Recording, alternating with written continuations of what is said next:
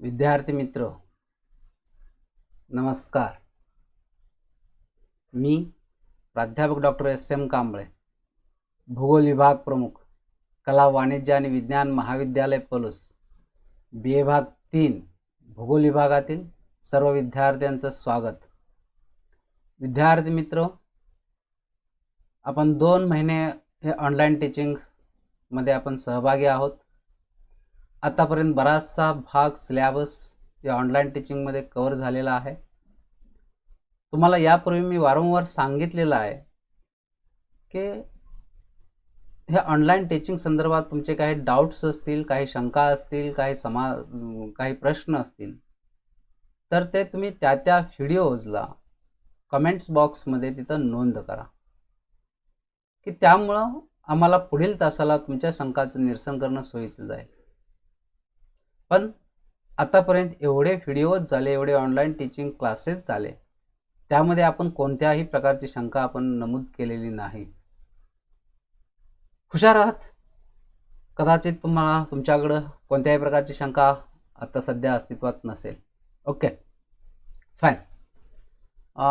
विद्यार्थी मित्र, आपण अभ्यास करत आहोत बी.ए. भाग 3 सत्र क्रमांक 5 पेपर क्रमांक 7 भौगोलिक विचारांचा विकास. भौगोलिक विचारांचा विकास हा पेपर क्रमांक 7 मधील प्रकरण क्रमांक 1 आपण अभ्यास करत आहोत. जॉग्राफी इन एन्शियंट पिरियड, प्राचीन काळातील भूगोलशास्त्र. प्राचीन काळातील भूगोलशास्त्रामध्ये अनेक मुद्द्यांचा समावेश होतो, अर्थात 4 मुद्दे आहेत. त्यापैकी पहिला मुद्दा आहे Greek and Romans contribution. Greek आणि रोमन शास्त्रज्ञांनी भूगोलाच्या विकासामध्ये दिलेले योगदान, तो आपला मुद्दा झालेला आहे.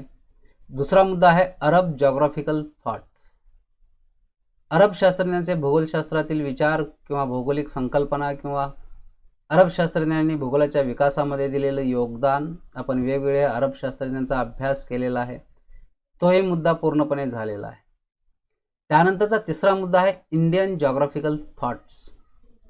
भारतातील भौगोलिक संकल्पना किंवा भारतीयांचे भौगोलिक विचार, यामध्येही आपण वेगवेगळ्या भारतीय शास्त्रज्ञांनी भौगोलिक संकल्पना कोणकोणत्या मांडल्या त्याचा अभ्यास केलेला आहे. भारतीयांचे भौगोलिक विचार आपण सविस्तर अभ्यासलेले आहेत. आता हा जो चौथा मुद्दा आहे की जो शेवटचा आहे या प्रकरणामधील, exploration and development of geography, शोध, सफरी आणि भूगोलाचा विकास. याच्यामध्ये आपण अभ्यास करत आहोत वेगवेगळ्या शास्त्रज्ञांचा, वेगवेगळ्या प्रवाशांचा, वेगवेगळ्या खलाशांचा की ज्यांनी जगातील वेगवेगळे भूप्रदेश शोधून काढले. मग याच्यामध्ये अगदी आपण सिलेक्टेड शास्त्रज्ञ घेतलेले आहेत किंवा प्रवासी, खलासी, पंडित प्रवासी घेतलेले आहेत. त्यामध्ये Marco Polo, Christopher Columbus, Vasco da Gama, Ferdinand Magellan आणि कॅप्टन जेम्स कुक, या 5 प्रवाशांचा आपल्याला अभ्यास करायचा आहे, या 5 संशोधकांचा आपल्याला अभ्यास करायचा आहे. या 5 पैकी आत्तापर्यंत मार्को पोलो यांचा आपण अभ्यास केला, त्यांनी आखलेल्या वेगवेगळ्या मोहिमांचा आपण अभ्यास केला. ख्रिस्तोफर कोलंबस यांनी ज्या आपल्या आयुष्यामध्ये वेगवेगळ्या शोध मोहिमा आखल्या, शोध सफरी आयोजित केल्या आणि त्या यशस्वी केल्या, त्यांचा आपण अभ्यास केलेला आहोत. कोलंबस यांनी अमेरिकेचा शोध लावला, म्हणून असं म्हटलं जातं कोलंबस डिस्कवर्ड अमेरिका. आता त्याच्यानंतर वास्को दी गामा यांचा आपण अभ्यास करणार आहोत. वास्को दी गामा यांचा कार्यकाल बघितला तर ते 1460 ते 1524 हा यांचा कालखंड आहे. याच कालावधीमध्ये युरोपमधील जे काही शास्त्रज्ञ होऊन गेले त्यापैकी एक कोलंबस अत्यंत महत्त्वाचा, ख्रिस्तोफर कोलंबस. हे युरोपियन लोक नवीन नवीन भूप्रदेश शोधून काढण्याच्या पाठीमागे लागलेले होते किंवा त्यांना झपाटलेलं होतं. नवीन भूप्रदेश शोधून काढणं किंवा सागरी सफरींचं आयोजन करणं. कोलंबस ज्या कालखंडामध्ये नवीन जगाचा शोध लावत होता, अर्थात त्याला भारताचा शोध लावायचा होता, पण त्यानं अमेरिकेचा शोध लावला. तो ज्या कालखंडामध्ये वेगवेगळ्या प्रकारच्या सफरी आयोजित करत होता, त्याच कालखंडामध्ये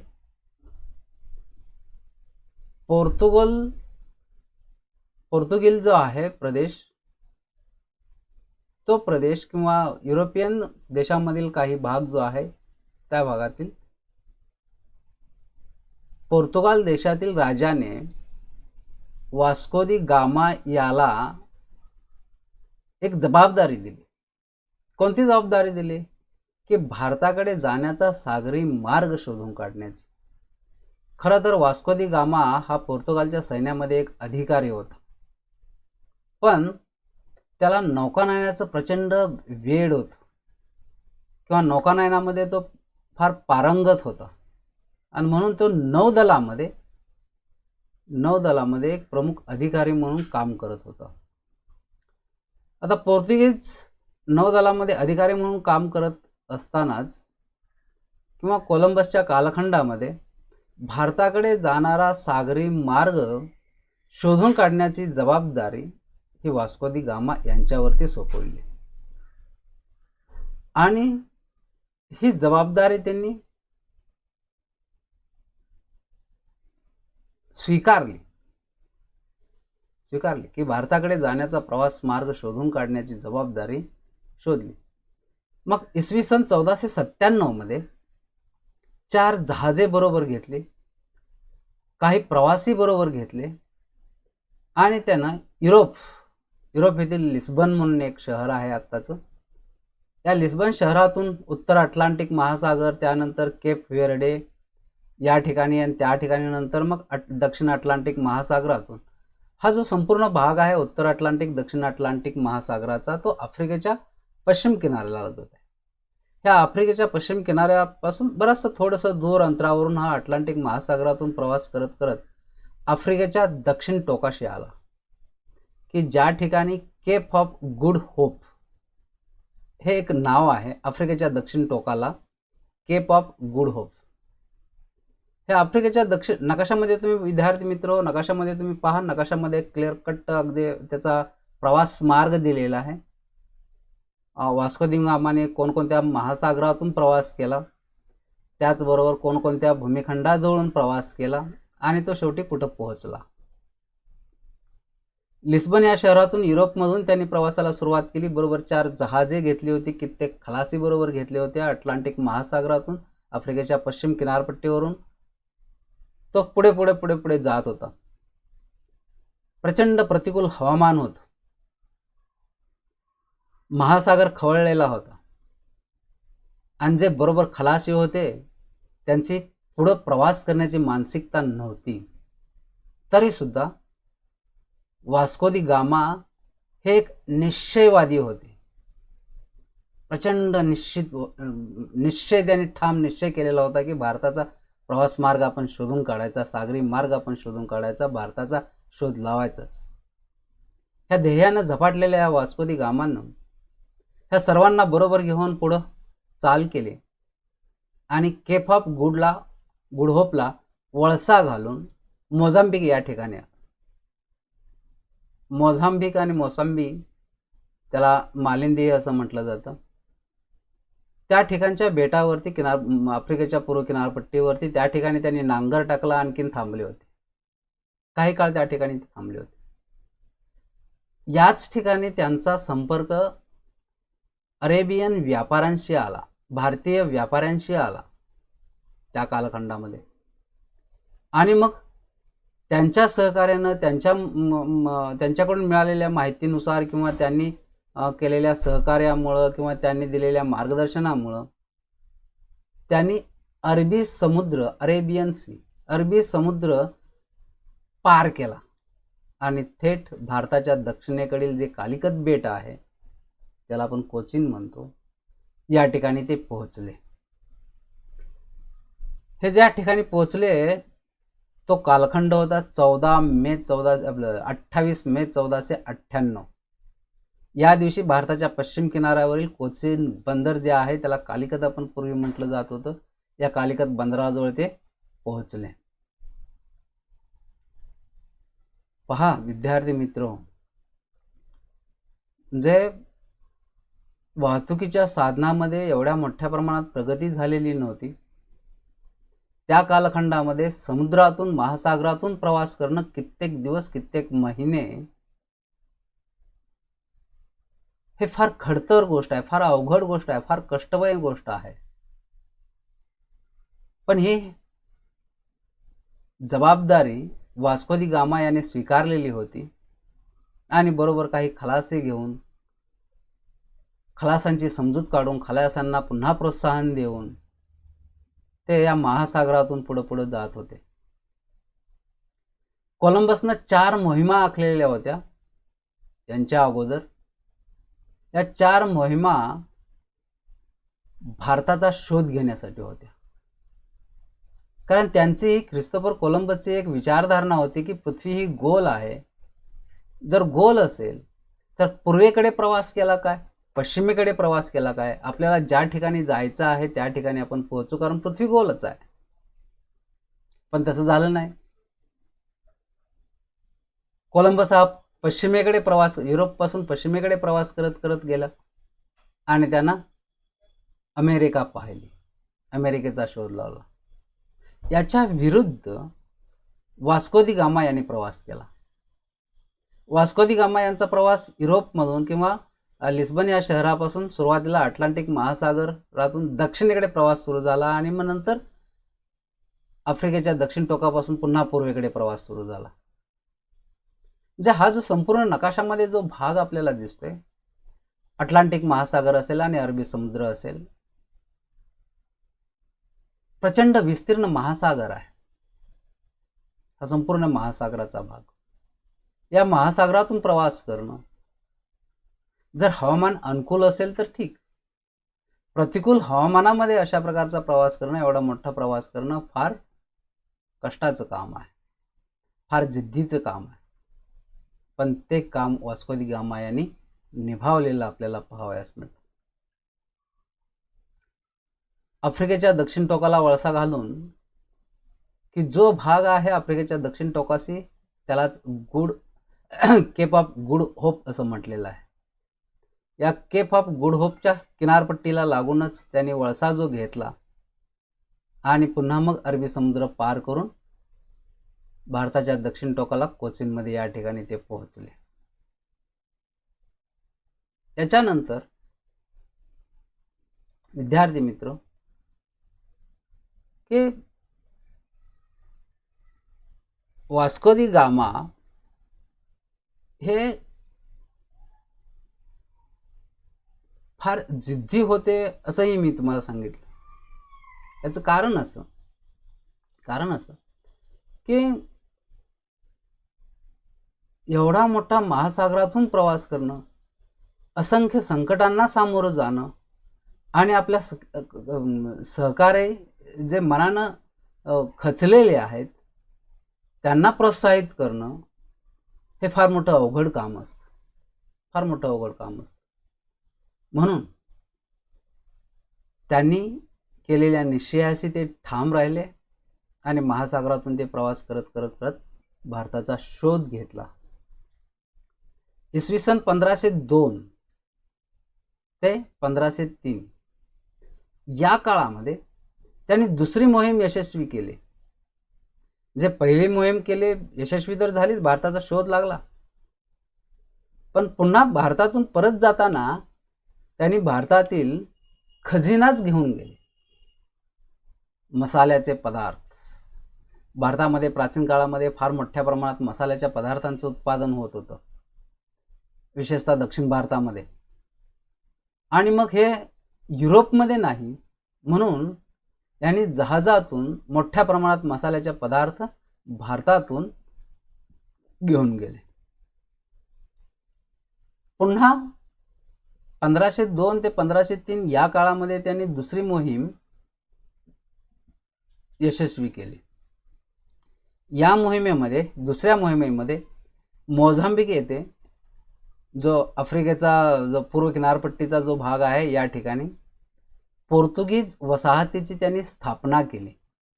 विद्यार्थी मित्र पहा, युरोप कुठं, दक्षिण आफ्रिकेचा पूर्व किनारपट्टी कुठं, हे एवढ्या अटलांटिक महासागरातून प्रवास करून केप ऑफ गुडला वळसा घालून त्या ठिकाणी जो मोझांबिक बेट आहे त्या ठिकाणी पोर्तुगीजांची वसाहत स्थापन केली. ही पोर्तुगीजाची वसाहत स्थापन केल्यामुळं वास्को दी गामा यांना पोर्तुगीज राजाने आशियाचा व्हाईसरॉय म्हणून त्यांची नियुक्ती केली. आशियाचा व्हाईसरॉय. पुन्हा ते भारतामध्ये आले. भारतामध्ये आल्यानंतर ते भारतामध्ये स्थायिक झाले किंवा भारतामध्येच ते राहिले कोचीन या बंदराजवळ.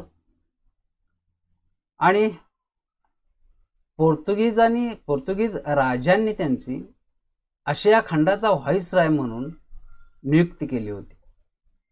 पण नंतरच्या कालखंडामध्ये खालावलेली प्रकृती, प्रवासाची दगदग आणि त्यामुळं मग 1524 मध्ये दक्षिण भारतातील कोचीन या ठिकाणीच त्यांचे निधन झाले.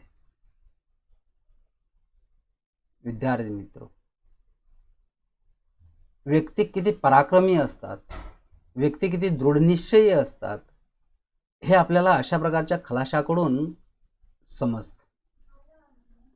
ह्या ज्या वेगवेगळ्या शास्त्रज्ञांनी, वेगवेगळ्या खलाशांनी, प्रवाशांनी जे सागरी मार्गातून वेगवेगळे प्रवास करून नवीन नवीन भूप्रदेश शोधून काढले. कोलंबसनं जसं अमेरिकेचा शोध लावला किंवा वेगवेगळ्या बेटांचा शोध लावला, इंडिज बेटाचं ज्याला आपण वेस्ट इंडिज बेटे म्हणतो, तसं वास्को दी गामा या पोर्तुगीज खलाशांनी भारताकडे जाण्याचा सागरी मार्ग शोधून काढला की ज्या सागरी मार्गाला केप ऑफ गुड होप या नावानं ओळखलं जातं. आजही तो अस्तित्वात आहे. किती प्रचंड काम आहे, किती प्रचंड मेहनतीचं काम आहे, हे याच्यावरून आपल्याला समजतं. जे युरोपमधील लिस्बन कुठं आणि भारतातील कोचीन बंदर कुठं, आणि हा एवढा मोठा प्रवास कसा केला असेल, कित्येक महिने त्यांना लागले असतील प्रवासाला, अन्नधान्याचा साठा अपुरा पडला असेल, किंवा त्यांनी कल्पना तरी केलेली असेल की आपल्याला सागरी मार्गामध्ये एवढे प्रवासी, एवढे खलासी बरोबर घेऊन जायचं आहे, कित्येक महिने पुरेल एवढा अन्नाचा साठा त्याने जवळ ठेवलेला असेल, किंवा नियोजन किती बारकाईनं केलेलं असेल याची आपल्याला कल्पना येते. परफेक्ट नियोजन, प्लॅनिंग. जे हे अशा प्रकारचे प्राचीन कालखंडामध्ये ज्या वेगवेगळ्या प्रवाशांनी, खलाशांनी, व्यापाऱ्यांनी जे धाडस केलं सागरी सफरींचं, जल प्रवासांचं, ते अतुलनीय आहे. ते त्यांचं कार्य अतुलनीय आहे, त्याची तुलनाच होऊ शकत नाही. म्हणून ह्या वेगवेगळ्या शास्त्रज्ञांनी त्यांच्या आयुष्यामध्ये ज्या शोधसफरी आखलेल्या आहेत, ज्या शोध मोहिमा आखलेल्या आहेत, की ज्या यशस्वी करून दाखविल्या, त्याच्यामुळंच खरं तर भूगोलामध्ये हळूहळू प्रगती प्राप्त झाली किंवा भूगोलाच्या ज्ञानामध्ये वाढ होत गेली. वास्को दी गामा याने हा सागरी मार्ग शोधून काढला, पण नंतरच्या कालखंडामध्ये कित्येक व्यापाऱ्यांनी भारताला भेटी दिल्या, युरोपियन लोकांनी भारताला भेटी दिल्या, की ज्यामुळं भारतातील जे काही नैसर्गिक साधन संपत्ती विपुल प्रमाणामध्ये होती त्याचा व्यापार करण्यात आला. व्यापाराच्या दृष्टीने मोठ्या प्रमाणात युरोपियन लोक भारतामध्ये आले आणि त्या आपल्याला माहितच आहे ईस्ट इंडिया कंपनीची स्थापना वगैरे झाली. म्हणजे जगातील असे असंख्य देश, असंख्य भूमिखंड अशी होती की ज्या भूमिखंड ही अज्ञात होती, त्यांचा शोध लागलेला नव्हता, तिथपर्यंत पोहोचण्याचा सागरी मार्ग लोकांना माहीत नव्हता. आणि मग अशा कालखंडामध्ये ह्या ज्या वेगवेगळ्या खलाशांनी, वेगवेगळ्या धाडशी लोकांनी नवीन नवीन सागरी मार्ग शोधून काढले, नवीन नवीन भूप्रदेश शोधून काढला, त्या ठिकाणची भौगोलिक माहिती जाणून घेतली आणि त्यांची वर्णने केली. खरं तर हा भूगोलाचा अभ्यास आहे. भूगोलाचा विकास अशाच पद्धतीने झालेला आहे. प्रवासातूनच मोठ्या प्रमाणात ज्ञानाची निर्मिती झालेली आहे. प्राचीन काळामध्ये कोणकोणत्याही प्रकारचे असे स्कूल्स नव्हते की ज्या ठिकाणी भूगोल तुम्हाला शिकवला जाईल. भूगोलाचं ज्ञान हे अनुभवातून लोकांना प्राप्त झालं. प्राचीन काळात निरीक्षणातून लोकांना प्राप्त झालं आणि हे अनुभव आणि निरीक्षण घेण्यासाठी लोक घरातून बाहेर पडले, प्रवास केले. काही ठिकाणी ते जमिनीवरून प्रवास असेल किंवा काही ठिकाणी महासागरातून प्रवास असेल. म्हणून या लोकांना भूगोलाच्या अभ्यासामध्ये अत्यंत महत्त्वाचं स्थान असलेलं आपल्याला पाहावयास मिळतं. शोध, सफरी, एक्सप्लोरेशन, इंग्लिशमधला हा जो शब्द वापरलेला आहे, exploration and development of geography, म्हणजे शोध, सफरी आणि भूगोलाचा झालेला विकास. भूगोलाचा विकास असा लगेच झालेला नाही. भूगोलाचा विकास होण्यापाठीमागं प्राचीन काळातील ह्या वेगवेगळ्या लोकांनी आपलं आयुष्य खर्ची घातलेलं आहे. जसं कोलंबसनं काय की अमेरिकेचा शोध लावलेला होता. कोलंबसनं अमेरिकेचा शोध लावला, त्या ठिकाणी हैती बेटावरती एक वसाहत स्थापन केली, एक किल्ला बांधला. जे दुसऱ्याच्या अमेरिकेमध्ये जाऊन त्याने किल्ला बांधला, परंतु स्पेनमध्ये त्यांना ज्यावेळी त्यांचा मृत्यू झाला त्यावेळी त्यांना साधं छप्परसुद्धा नव्हतं, साधं झोपडीसुद्धा नव्हती. पण त्यांनी केलेलं कार्य मात्र आजही अजरामर आहे. आजही आपण म्हणतो कोलंबस डिस्कवर्ड अमेरिका. बरोबर. हे जे योगदान आहे, हे योगदान भूगोलाच्या अभ्यासासाठी अत्यंत उपयुक्त आहे किंवा भूगोलाच्या विकासासाठी ते अत्यंत महत्त्वपूर्ण समजलं जातं. वास्को दी गामाने जी पहिली मोहीम यशस्वी केली, भारताचा शोध लावला आणि पुन्हा युरोपमध्ये आले, त्यावेळी युरोपमध्ये प्रचंड सत्कार करण्यात आला. फार मोठे सत्कार त्यांचे झाले. या सत्कारामुळे पुन्हा त्यांना हुरूप आला, पुन्हा प्रोत्साहन मिळालं आणि त्यांनी दुसरी मोहीम आखली आणि पुन्हा भारताकडे आले ते. पण ते भारताकडे येत असताना मोझांबिक या ठिकाणी त्यांनी पोर्तुगीज वसाहत स्थापन केली. हेही मात्र कमी महत्त्वाचं नाही. मग अशा प्रकारे विद्यार्थी मित्र, जे वेगवेगळे शास्त्रज्ञ होऊन गेले, वेगवेगळे प्रवासी होऊन गेले, या प्रवाशांनी आपलं आयुष्य प्रवासासाठी खर्च केले, नवीन भूप्रदेश शोधण्यासाठी खर्च केले. आपला जीव धोक्यात टाकून त्यांनी सागरी प्रवासाचं धाडस केलं की ज्या धाडसामुळं आजचा भूगोल हा थोडा विकसित होत गेलेला आपल्याला पाहावयास मिळतो. विद्यार्थी मित्र, या ठिकाणी वेळ आपली संपत आलेली आहे. याच्या पुढील भाग आपण पुढील लेक्चरला पाहू. Now I will stop here and we will meet again tomorrow. Okay, thank you very much. आपण सहभागी झाल्याबद्दल धन्यवाद.